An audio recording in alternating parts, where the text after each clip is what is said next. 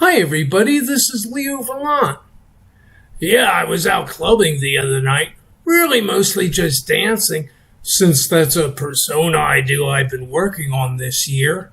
And during one of the breaks, some lady asked me about happiness. Well, I told her that happiness is a life without regrets. And then she wanted to know if I didn't have any regrets. And I told her, well, I'm not always happy. And my mind reverted back to memories of my poor old deceased Foxxy Buddy, who died less than a year ago. He was only 17, but for him it must have been a full enough lifetime. But my mind wasn't easy, and I couldn't help whispering under my breath, "I'm sorry, Foxy. Honestly, I'm worried those may someday be my last words, and so maybe I should explain them now."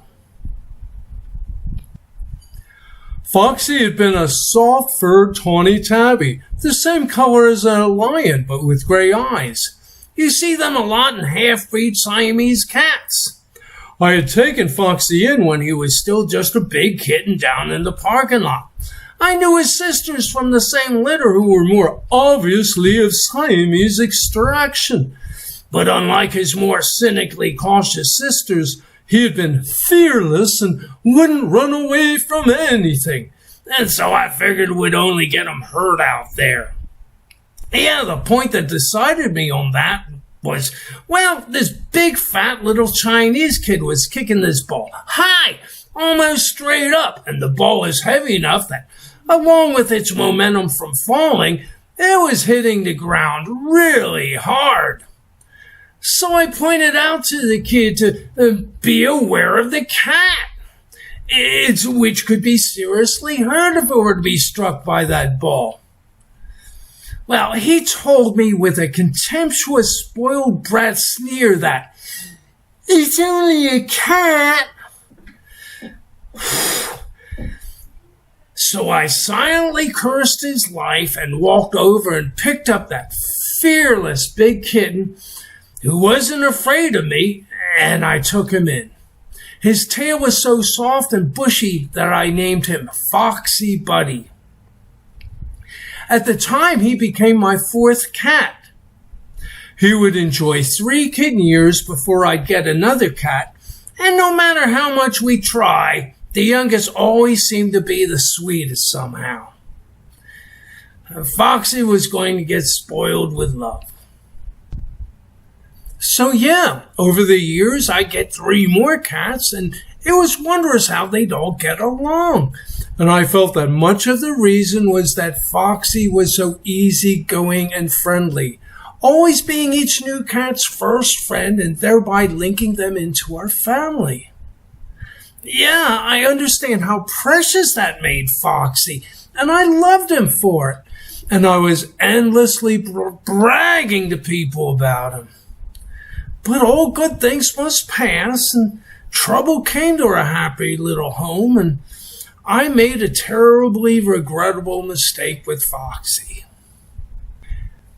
Yeah, it all started on a truly mysterious night where it seemed that 3 of my 7 cats had been caught in some kind of a fantastic, noiseless explosion, with one getting killed and the other 2 getting wounded. Yeah, I lost Betty that night. But for me, the evening started as just an ordinary music practice night in my studio, what had been my old bedroom, where I'd close myself in for 3 hours, listening to recordings through a mixer while I'd lay down a track of my own with either strings, saxophone, or a keyboard. And I'd given myself the rule that after each full hour playing, I could reward myself by going out to the kitchen to get myself another finger or 2 of cheap scotch. So I think I was coming to the second hour of my music practice when I came out and stepped over Betty, whom I thought was just sleeping in the most frequented thoroughfare of the house, like cats always do, right? But then it struck me that Betty was in a pose I had unfortunately seen several times before. The dead cat pose. Yeah, that's where their legs are all out straight underneath with their tail straight out behind. Yeah, sort of like that. Yeah, I only had to whip my head around to take one more glance, and Betty was dead. Betty had died.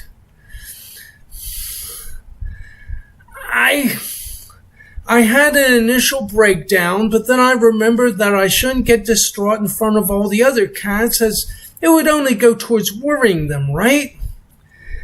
And that thought decided me to look around to check on the rest of them. So I looked up from the floor, and Foxy and young Roary, just a year old then, were looking down at me from the counter. Roary's right eye was red as though it had just been injured, and later, Foxy was showing too many signs of distress to easily ignore, and I found a day later that his ear had puffed up with blood or pus. They call that pillow ear. Foxy was in a lot of pain. I knew that because he always wanted to sleep, but he couldn't find a comfortable spot. But he'd keep going from place to place looking for one. That meant that he was carrying the discomfort around with himself. So I did what is ordinarily supposed to be a good thing, what we're all expected to do. I took him to the vet, which turned into 2 vets over the next 2 months, since the pillow ear came back after the first vet's treatment. It must have been hell for Foxy. We know how cats hate the vets, and then there were the operations, and heaven only knows whether they really monitor the blood oxygen levels for cats during these surgeries. You know, oxygen deprivation can seriously impair the brain, but those vets know that nobody gives IQ tests to cats, right? And so they might think it's nothing to worry about. And yeah, I once had a vet tell me she told me to go easy on optional procedures that require anesthesia, like just teeth cleanings, as they're harder on older cats. And so it haunted me that not just once, but twice I put old Foxy through such brain-impairing ordeals.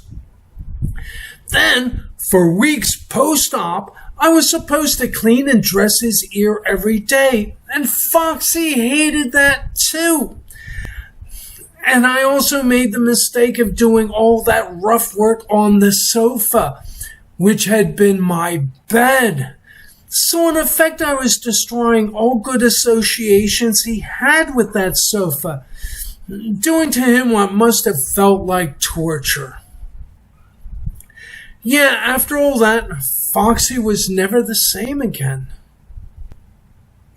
You know, really, taking Foxy to the vets had been stupid.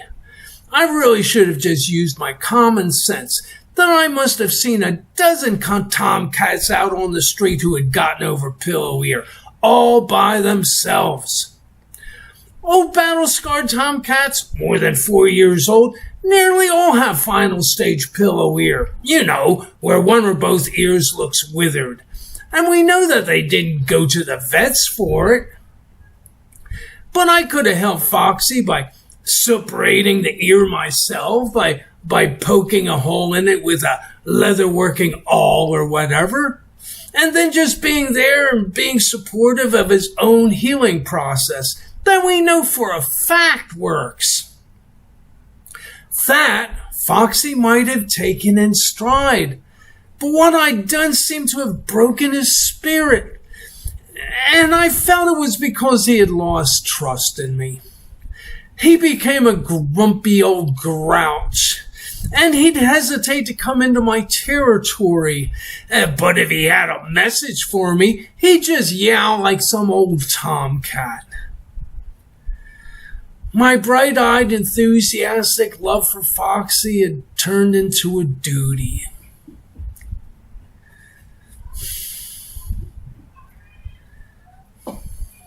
But yeah, thankfully there had been some reprieves, especially the time Foxxy rallied to help me raise Little Siamese Tommy. What I guess happened with little Tommy was that someone who knows I like cats probably put little tiny starving Siamese Tommy outside my screen door when I was cooking supper, and my other cats alerted me by crowding the door. So I went over to look. And when I saw what I saw, I said, "Damn, I love Siameses." I guess that was me giving myself permission to keep him. But that would only be if I could bring him back to health, and rescues often end tragically. He had an infected eye and looked weak, thin, and way too little. I was guessing he was 4 or 5 weeks, but he looked like he hadn't eaten for at least 2 or 3 days. I was hoping he had already been weaned, so I took him into the bathroom and stimulated his little boy butt, to see what we could get out of him, and it was yellow poop. Damn, that means mother's milk poop, doesn't it? And that would have meant that the last time he ate was from his mother, and who knows when that was. But I had no kitten formula or goat's milk on hand, and the stores were already closed, and so I'd have to gamble that his digestion would tolerate weaning. So I opened a can of wet food, and he didn't know what to do with it. He'd just lick at it as though he could lap it up like water, and then he'd give up on it and fall asleep. So I decided to make wet food soup and syringe feed him every 2 hours that first night to assure his hydration, even if he did have trouble digesting the food. Then I boiled up a big pot of water that I could dilute as necessary and got a heat gun ready and heated up some towels. I wanted to flea bathe him before my entire house became infested, but also to get his fur, fluffy and bushy again to help him retain body heat. But I didn't want to chill him in the process, and so I had to do all of this under heat.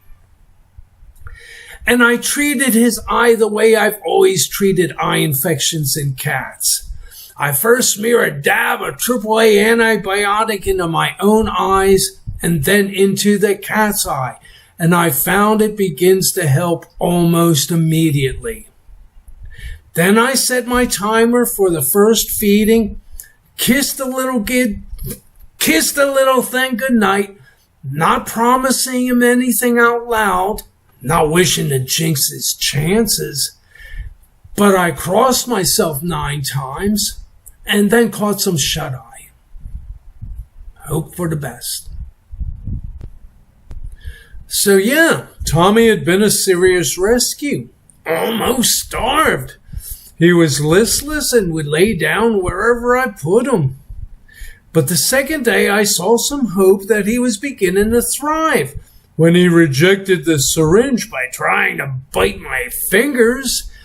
And when I put him down, he crawled over to the dish and tried licking up his food again, which was why I went to fork training him. You see, fork training teaches the kittens to bite up chunks of food instead of them trying to lick the food up. The trick is to have the kitten work with the fork until he starts biting instead of just licking. And once he's biting, then put him down with his dish to see whether he's really learned his lesson or not. And as soon as you see the kitten dig in and bite out of his dish, he or she is trained, certified, and ready to eat for life. And I had little Siamese Tommy trained in 2 minutes, which meant he still had all his faculties. But while otherwise seeming so close to death, with these signs of rebellion and self-reliance, it showed that his spirit was strong, and it still is, a little scamp, and so I felt encouraged. But only on the third day did he stand up and begin exploring, and I realized that my little Siamese Tommy had made it out of the woods. Thank God. Yeah, thank God. You know, rescuing, well, that's really a strange way to bond with a cat. You see, now, Tommy takes me totally for granted, and I can see that there isn't a shadow of a doubt in his mind that I'd give him anything he wants, once he can make his eye-to-eye telepathy work on me. And then he shows no gratitude, figuring that my making him the center of my universe is just part of the natural order of things. But yeah, I do feel honored to have earned so much of his trust. But only now in his 4th year has it gotten through to him that I would like quality times too, like my brushing him for my pleasure, even when it's not his idea first. Yeah, that flash of understanding came to him probably because he's seen how his big younger brother, Frankie, delights in surprise brushings. And I sneak some kisses in too. At least I make the noises, like, it sounds stupid to us, but the cats know what that means. But remember, little Siamese Tommy had lost his mother way too soon. So, as soon as I realized Tommy was safe from my other cats, well, I began taking him to bed with me. But somehow Foxy realized the exigencies of the moment, and he'd jump up on the sofa to sleep with us. And I don't know whether this had been Foxy's intention, but little Tommy began trying to nurse from him. But Foxy, remembering his masculine dignity, he shoved little Tommy out from underneath, but allowed him to nurse on his shoulder. God bless him. But after Tommy reached about a year old, both myself and Foxy began insisting that Tommy was getting a bit old for that, and the nursing stopped, and Foxy went back to finding his own beds again. But the sofa became Tommy's territory, and so I wasn't especially lonely, but I worried about how Foxy must have felt. Really, I didn't think it was about me anymore, but that Foxy was there for the other cats, and that's where all the love still was. Oh, by the way, at least some of you might be wondering about what killed Betty. But that's something of a long story, but I think we should discuss it, and you'll see why. So let's get started. You see, Betty had been a socialized kitten from an apartment where she had a dish outside the door that she ate from.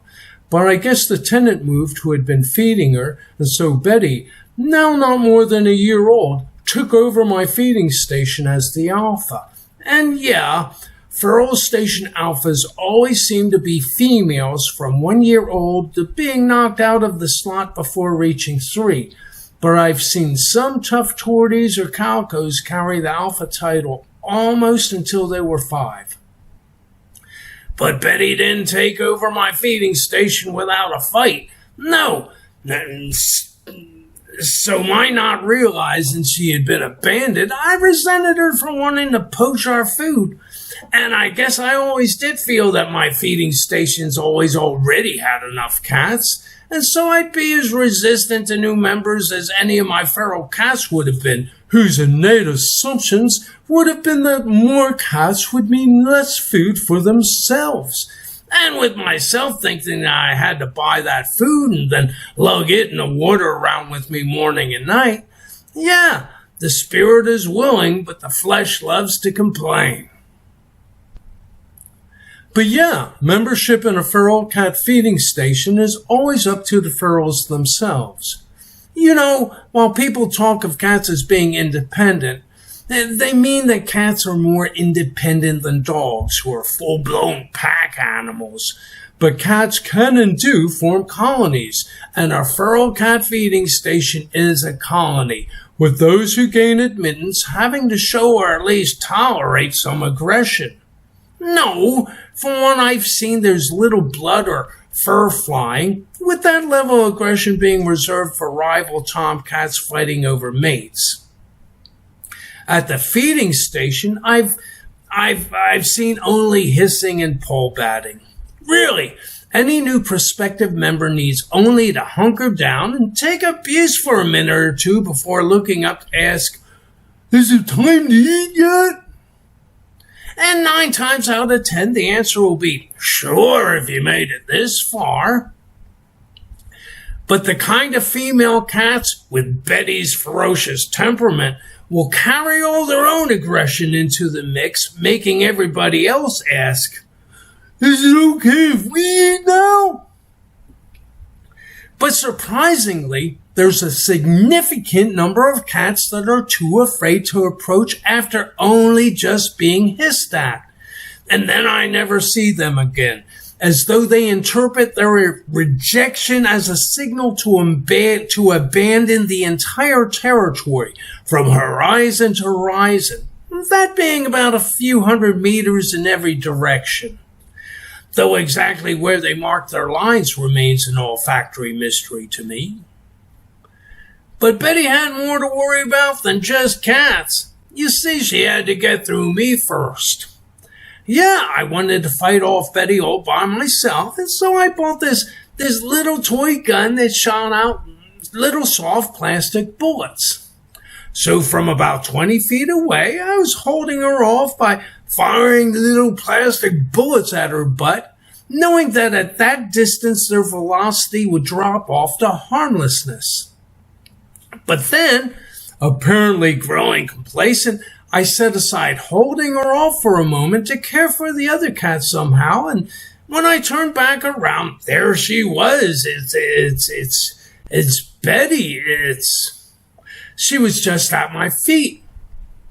Well, being as jumpy as a cat myself, it startled me, as we had never been that close before, and I wouldn't have expected such a tactic from any feral, who usually rely heavily upon retreat in such circumstances. So our eyes met, and I knew that she knew that I couldn't shoot at her now, being afraid I'd hurt her. Yeah, the demonically clever little thing had called my bluff. So yeah, after that I gave up trying to think I could outthink her and threw the little toy gun in the dumpster. And giving up all resistance, it became Betty's feeding station. And it would be hers forever, as it would turn out. But life would remain all sunshine and roses for a while longer. And so, yeah, as it happened, there occurred this precious moment that somehow seared itself into my memory, a memory that would contextually become so much more important to me not long afterwards. Yeah, the feral cat feeding station membership had never been higher. The way it worked was that I'd get up while it was still dark and feed them before work.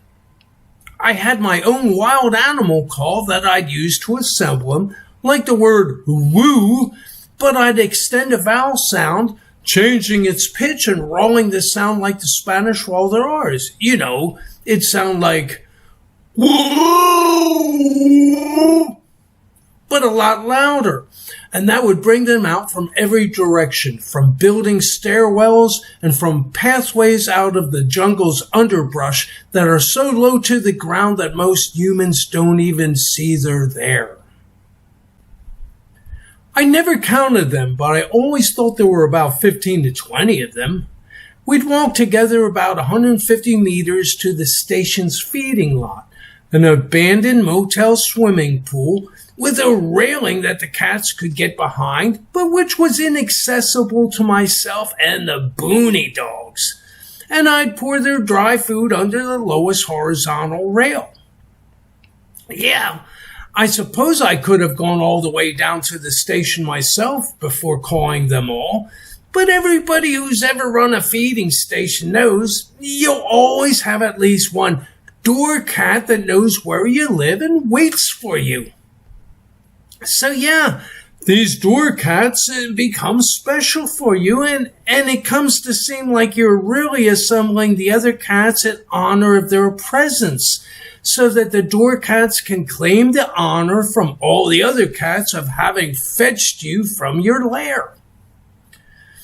And besides, I really like walking surrounded by all of them, with all their tails standing tall and happy, and with the orange twins Frankie and Frankie, sons of Funnyface, mother of all cats, weaving and crisscrossing in front of me with the precision of dancers, and letting me bat at their tails in rhythm.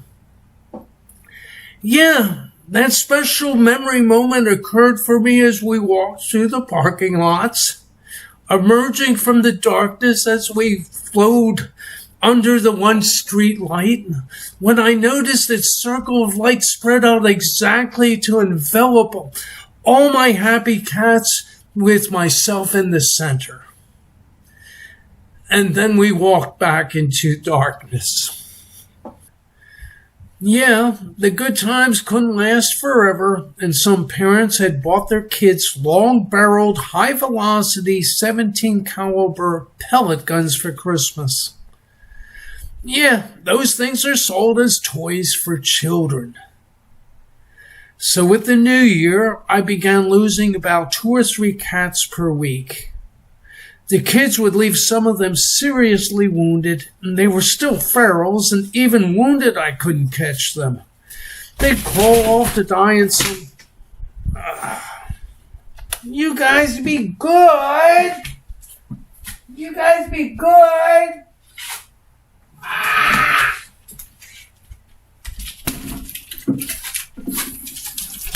You guys be good. Yeah, that's a laugh. Me telling my cats to be good. I might as well think I can command the wind and the tides. But yeah, as I was saying, that even wounded, the ferals wouldn't come to me for help. They'd crawl off to die in some secret solitude, and I'd find their bodies later by following the scent of death. I guess I had to make myself emotionally numb to be able to get myself through all that. But you can probably see how hard it had been for me, and especially for them. But one moment punched through my days and hit me especially hard.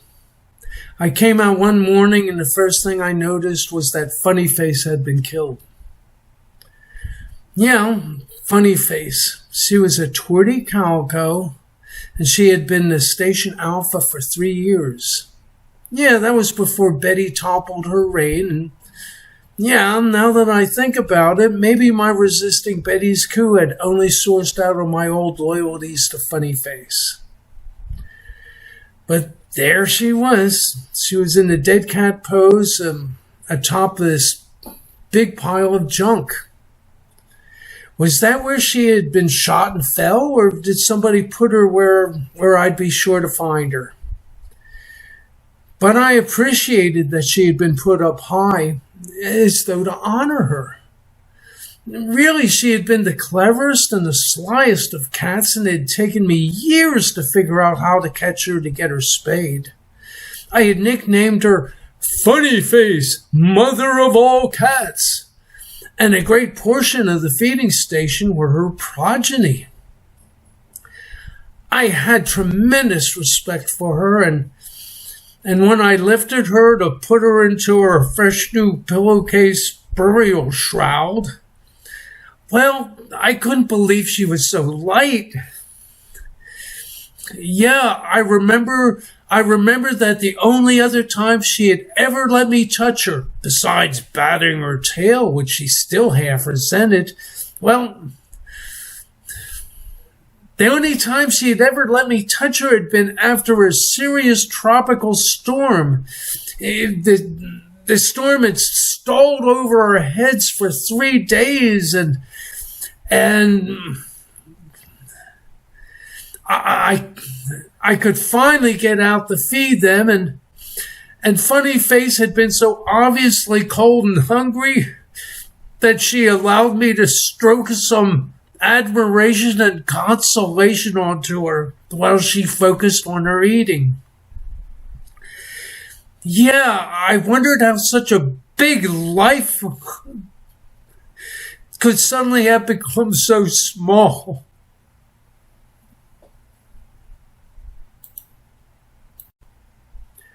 Oh, and I just noticed it now, bringing up Funnyface's photograph.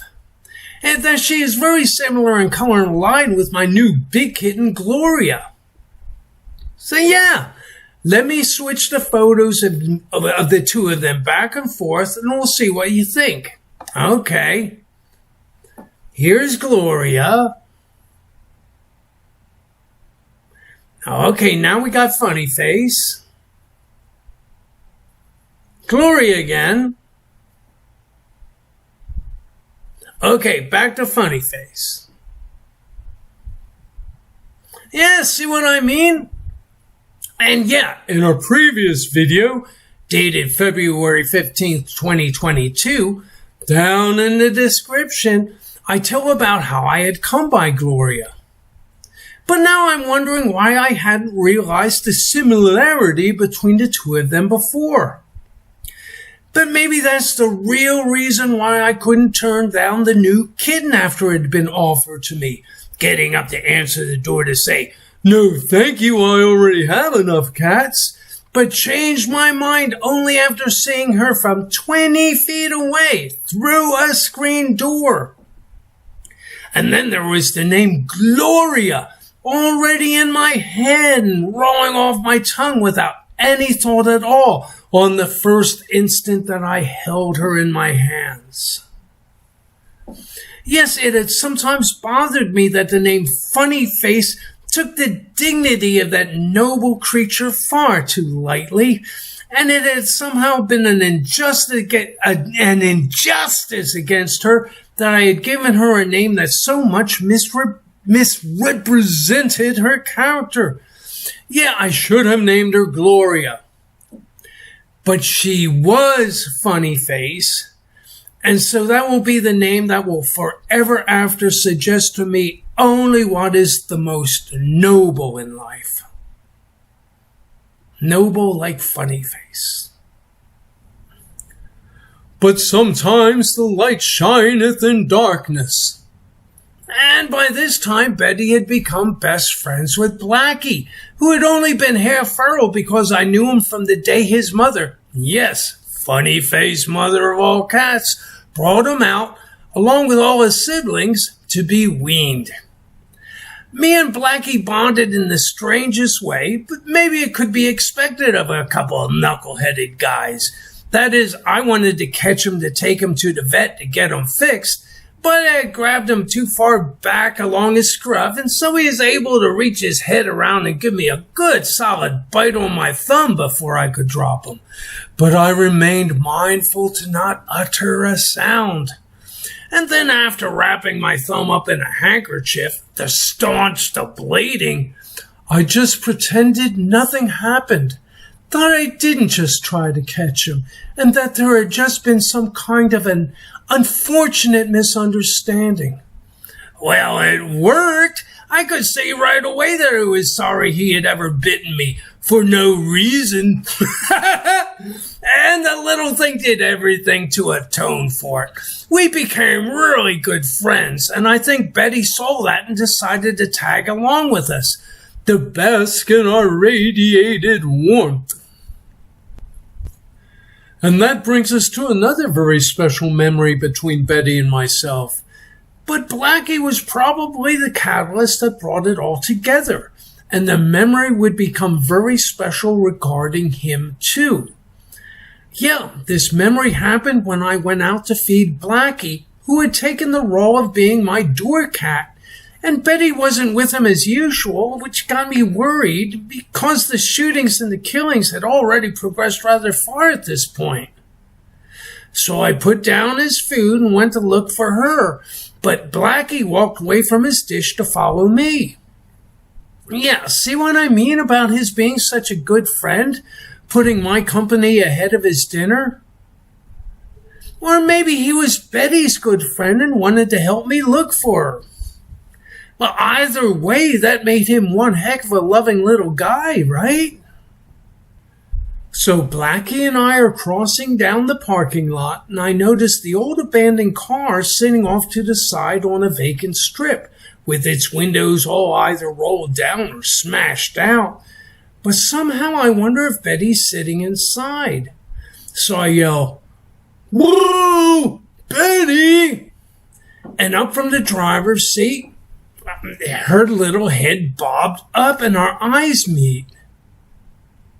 Oh, there was the memory lock right there. It seemed like maybe she'd been testing me to see if I'd come and fetch her for dinner, and that it wasn't just Blacky I cared about. Or that maybe Betty had only sent Blacky to, fetch me from my lair, which is really exactly what he did, didn't he?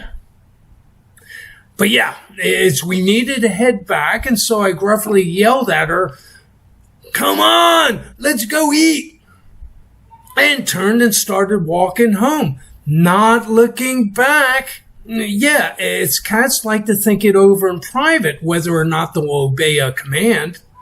But after just a few seconds, I looked down toward Blacky, and Betty was already shoulder to shoulder with him. It was a beautiful memory. And it would be the last I'd ever have of Blacky.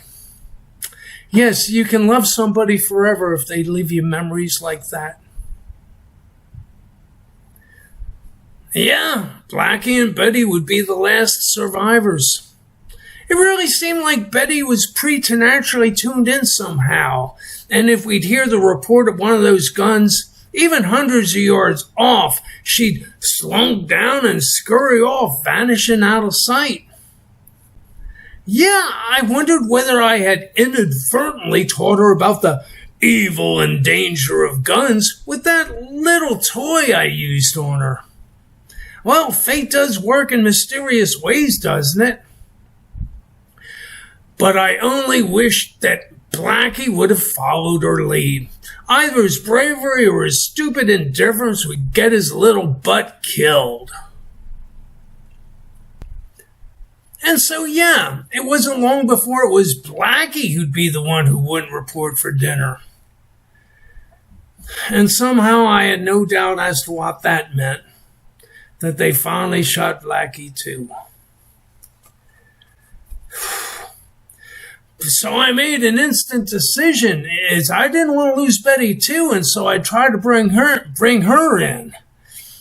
Many ferals simply refuse to live inside. I tried moving Blacky in, back before when I first got him neutered, but he'd spend his days yelling at the door to be let out, and he'd let me sleep at night.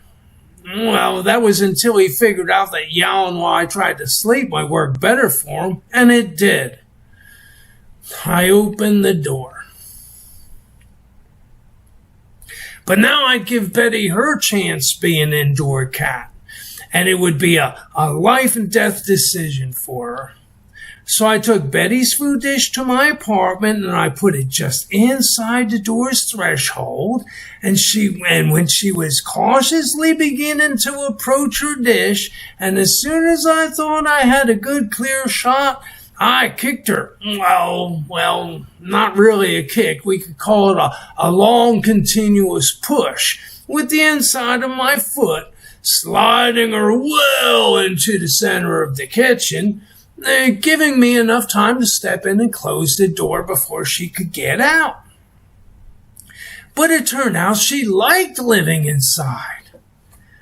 Yeah, some ferals will be wanting to break down the door to get out, but other ferals never go back near the door again, except to sun themselves behind a nice securely closed screen door. I love that Betty. But she kept that alpha temperament with my other house cats, and she claimed me for her own. But Betty also liked her having her boyfriends, and so she became a thing with Big Bear, my big fat silver Siamese with a stumpy tail, meaning he was a true East Asian variety. Yeah, That's him in the photo. It's, you know what I named that photo way back then?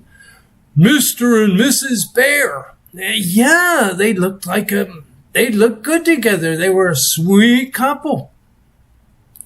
But I'd see her sleeping with Foxxy too sometimes, and so these few were welcome to jump up to sleep with me. Later, Betty also became a second mother and protectress for Roary when he was still a kitten that I brought home a few weeks after poor Big Bear died of old age. Yeah, I never knew how old Big Bear was, but I had him for 10 years, and he may have been that old already when I got him. You see, he had been given to me. I'd heard that he'd run away from his original owner time and time again and come to the door of his landlady, a friend of mine, and she'd take him in. Finally, she refused to give Kitty, yes, she called that big spectacular cat Kitty, she refused to give him back to his owner. You know, enough is enough, right? The cat must have been running away from something, you know. So she kept him until she had to travel to visit relatives and asked me to watch Kitty for her. Yeah, by the way she talked, I thought Kitty would turn out to be some ordinary scraggle-tailed tabby, but when I showed up, he turned out to be this glorious blue-eyed silver Siamese.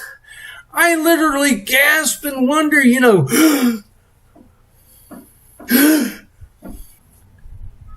So yeah, me and Big Bear had our own bonding moment.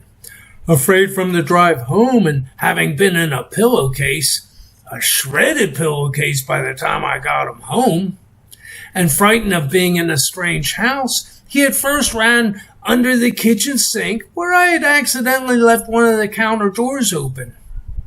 Well, that lady friend of mine told me that he was friendly, and so I decided to crawl under the sink myself, making and then breaking eye contact, you know, first to acknowledge him, but then to look away to assure him I wouldn't be a threat, and then I pretended to yawn, because no aggressive animal would ever yawn, and finally I pretended to fall asleep, making a few snorting noises, because he'd expect that from a big animal like myself.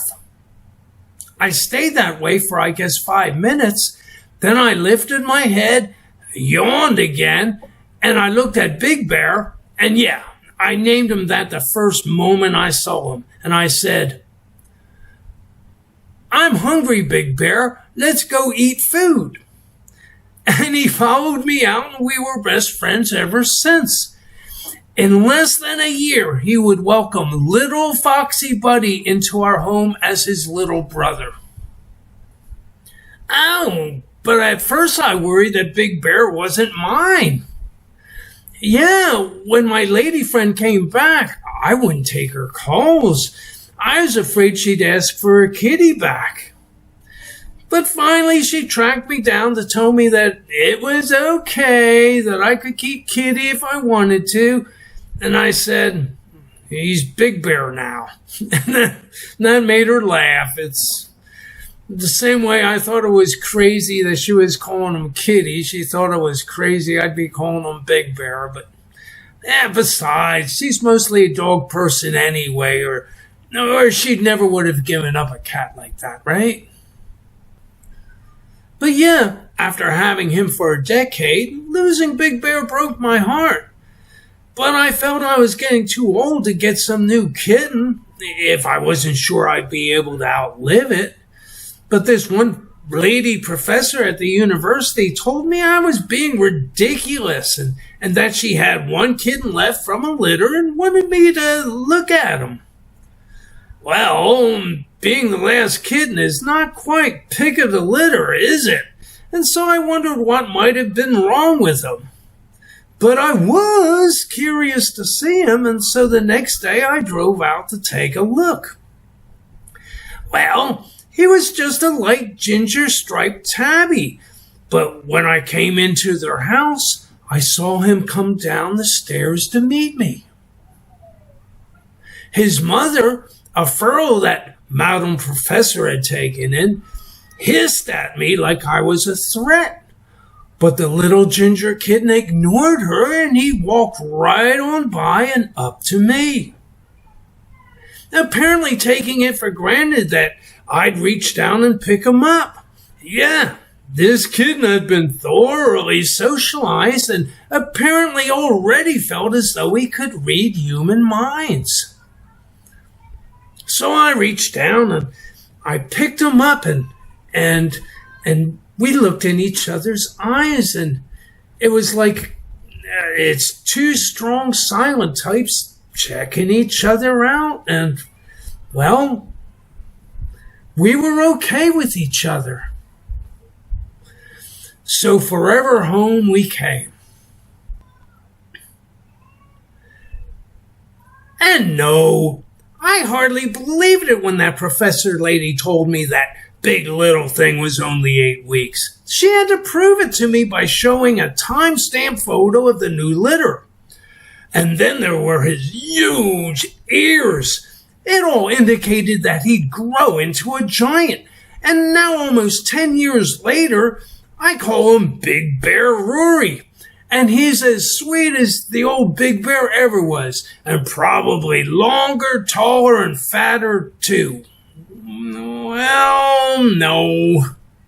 Obesity really shouldn't be a highly valued trait, and I've been trying to keep the food dishes empty most of the time so that Roary wouldn't overeat just out of boredom, and the other cats aren't starving, and so I think I've got the best balance going I'm ever going to get. But yeah, it's just look at this photo from the present and tell me that Roary didn't become another big, silly, sweet Big Bear.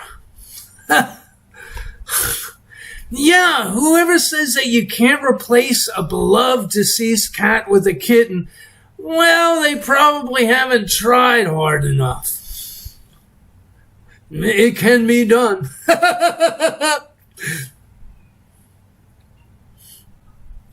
But yeah, for a full year, Betty had been Roary's guardian angel. Especially great because she was House Alpha, giving Roary the feeling of being prince of the house. But the only problem with Betty was that she controlled access to me with the other cats who weren't especially on her friends list. So I'd have to go to them for their quality times, as they wouldn't have Betty's permission to come to me. Not while she was in the same room. And no, it wasn't always obvious. It was like the cats decided all their own rules without consulting me. So yeah, for anybody who lives in a Multicat household, well, you can't assume that some of your cats are aloof because they don't love you. No, it's maybe you just have to wait, and you'll find that when one of your close loving cats die, that one of your aloof cats will step in and take his or her place, probably like they agreed to all along. Yeah, I learned that after Betty died, and Nora Bora came back to reclaim my heart. Yeah, Nora Bora had been the first new kitten 3 years after Foxxy's arrival. The sweetest, most loving female cat I've ever had. And yeah, she died last year, God bless her. But there's no story of regret to tell about her. Just a feeling of joy whenever I contemplate her memory. She was full of love, and not just for me. No, that sweet thing was sleep with all the guys. You know, I mean Big Bear, Roary, and Foxxy.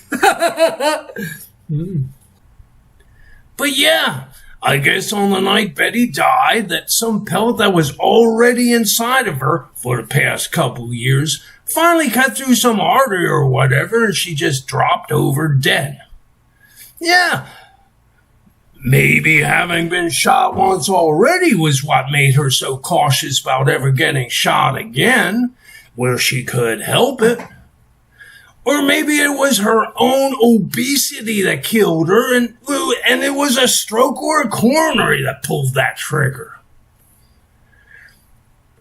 But I have no idea what could explain Foxy's pillow ear, or the fact that Rory's right eye was injured and that it still seeps tears. Yeah, something weird happened that night.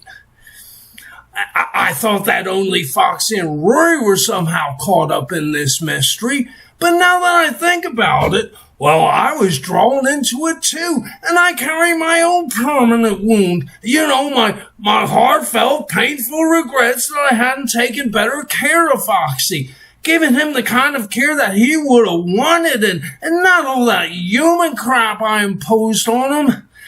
So yeah, Foxy, I'm sorry. Well, poor Foxy died not long back, probably of kidney failure. He was endlessly drinking water, but then he wasn't, and then his appetite failed. He became like a baby again, and I'd brush him, prepare his beds for him, and I'd see if he needed to use the litter box every 5 or 6 hours. You know, everything to make his last days comfortable. Oh, you know, dying cats, they always try to seclude themselves, but once you bring them out from their first hiding place, well, they surrender into your care, perhaps realizing that they'd want better closure too. Oh, and remember that their last bed will have to be on the floor. It's because they won't be able to jump up or down anymore toward the end. So I always keep my own dry used towels and clothes to place under and around them. It's wherever it is on the floor that they end up. Yeah, it's my hope that my scent on their bedding would help to comfort them. But yeah, eventually Foxy dropped into a coma, or whatever it is when they only take one breath every 7 seconds or so. And more his posture was slipping into that of the dead cat pose. I'd check on him every few hours throughout the night, and he was still alive in the morning as the sun was coming up. Well, so I decided to sit down on the floor with him for a while, and I was glad that I had. I was stroking him gently with his favorite brushy, and then I leaned down and kissed his darling little head and said what I had so often thought. It's, I'm sorry, Foxy. Good. And that was when he gave a little jerk, and his chin tucked down just a little bit. And then there was no more breathing. His Foxy had slipped and flown his mortal coils. God bless you, Foxy. I'll love you forever. Yeah. That's what I said.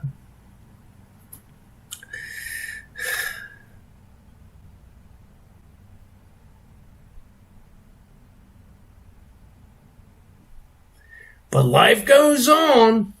Yeah, here's a photo today of Big Roary with his little sister Gloria. See how happy they are? Yeah, even with that tear still in Roary's right eye. Oh, and look at this next photo. Yeah, that's Little Siamese Tommy on the end. He's still little, but as full grown as he's ever going to get. And then there's his younger, but much bigger brother, Frankie Blue, who seems to have taken over for Foxy, being the pillar of peace and harmony in the house. And of course, there's their pretty little sister Gloria, the most beautiful girl in the world. Or that's what our 4 guys think. And it's our opinion that she likes us too. But yeah, you can't take happiness like this for granted. And so we'll all keep praying to God and be as jumpy as cats when it comes to trouble.